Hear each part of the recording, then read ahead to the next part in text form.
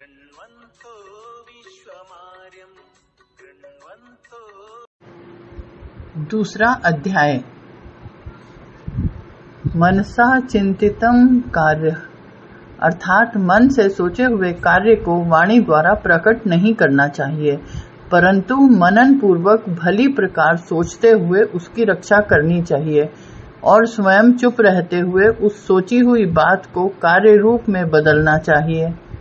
झूठ बोलना, बिना सोचे समझे किसी भी कार्य को प्रारंभ कर देना, दुस्साहस करना, छल कपट करना, मूर्खतापूर्ण कार्य करना, लोभ करना, अपवित्र रहना और निर्दयता ये स्त्रियों के स्वाभाविक दोष हैं। स्त्रियों में प्रायः यह दोष पाए जाते हैं। वे सामान्य बात पर भी झूठ बोल सकती हैं, अपनी शक्ति का विचार न करके अधिक साहस दिखाती हैं, छल कपटपूर्ण कार्य करती हैं।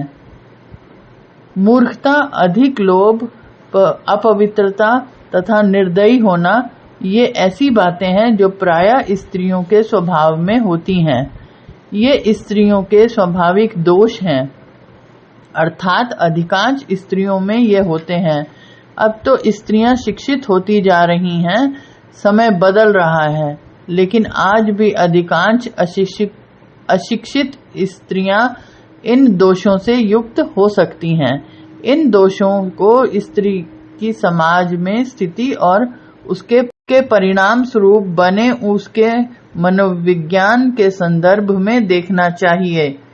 भोजन के लिए अच्छे पदार्थ को प्राप्त होना, उन्हें खाकर पचाने की शक्ति होना, सुंदर स्त्री का मिलना, उसके उपभोग के लिए काम शक्ति होना, धन के साथ साथ दान देने की इच्छा होना, ये बातें मनुष्य को किसी महान तप के कारण प्राप्त होती हैं।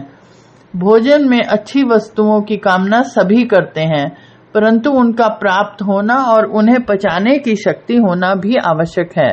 प्रत्येक व्यक्ति चाहता है कि उनकी पत्नी सुंदर हो, परंतु उसके उपभोग के लिए व्यक्ति में काम शक्ति भी होनी चाहिए।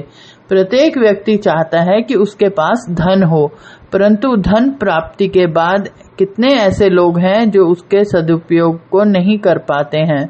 धन का सदुपयोग दान ही में है। अच्छी जीवन संगिनी, शारीरिक शक्ति, पौरुष एवं निरोग्यता, धन तथा वक्त, जरूरत पर किसी के काम आने की प्रवृत्ति आदि पूर्व जन्मों में कहीं शुभ कर्मों द्वारा ही प्राप्त होती है। तपसः फलम का अर्थ है कठोर श्रम और आत्मसंयम।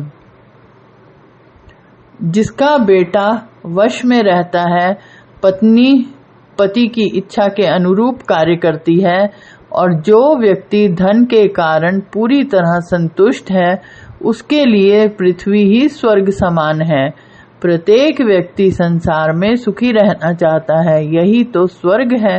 स्वर्ग में भी सभी प्रकार के सुखों का उपभोग करने की कल्पना की गई है।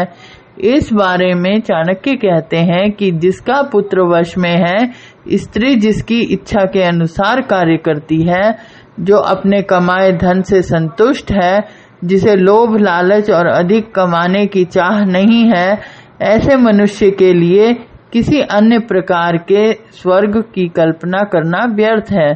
स्वर्ग तो वह जाना चाहेगा जो यहाँ दुखी हो। पुत्र उन्हें ही कहा जा सकता है जो पिता के भक्त होते हैं। पिता भी वही है जो पुत्रों के पालन पोषण करता है। इसी प्रकार मित्र भी वही है जिस पर विश्वास किया जा सकता है, और भार्या अर्थात पत्नी भी वही है जिससे सुख की प्राप्ति होती है।